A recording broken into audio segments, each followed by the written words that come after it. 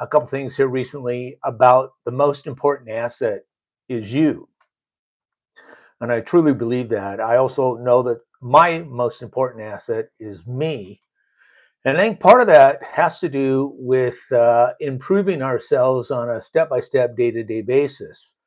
I have a friend of mine who contends that you need to take 10% of your income and devote that to additional education, training, getting better at your craft. I know a lot of kids get out of high school or get out of college and they never open a book again and never really learn things. I've known people through my years that don't really have 20 years experience. They have 1 year of experience that they've repeated 20 times. And, I'm not going to do that. And I hope you don't do that as well. And so one of the things I do throughout the course of a year is there's about 3 or 4 conferences that I go to that I use to improve myself. And I encourage you to do that as well.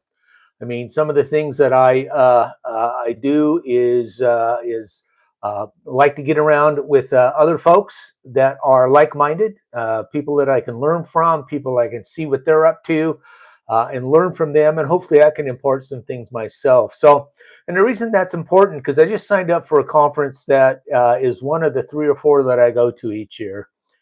This particular one is in Nashville, Tennessee. It's happening right at the beginning of May. So it's a little over 30 days out. It's called Diversified Mortgage Expo or DME. And at that place, there's going to be a lot of people that are like-minded, people like me, that perhaps I only see these 2 or 3 or 4 times a year. And so, again, I'm not the kind of guy, I'm not the one who's going to be the guru. I'm not going to be the one that is going to, set up a training curriculum or try and sell you some sort of mentorship. Because there's plenty of people I know out there that do that, and they're going to do it a whole lot better than I am. I have to stay focused on what I'm trying to do.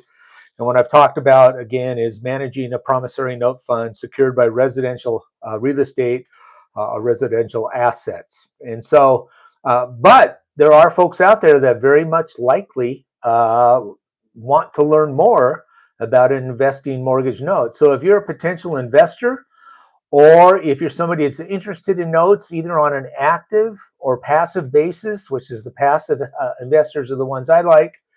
And so I encourage you to take a look at this. It's called Diversified Mortgage Expo DME.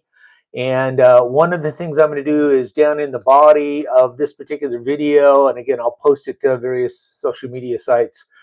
Take a look at that. I think they actually have a price increase at the end of March. So I'll put a link in there that'll hold that price for you where it is right now, the early bird special for a while now. But anyway, I encourage you to look at that. Again, it's always important for you to improve what you're doing, improve your craft. There's a lot of various type of professions out there that require continual education or CE courses.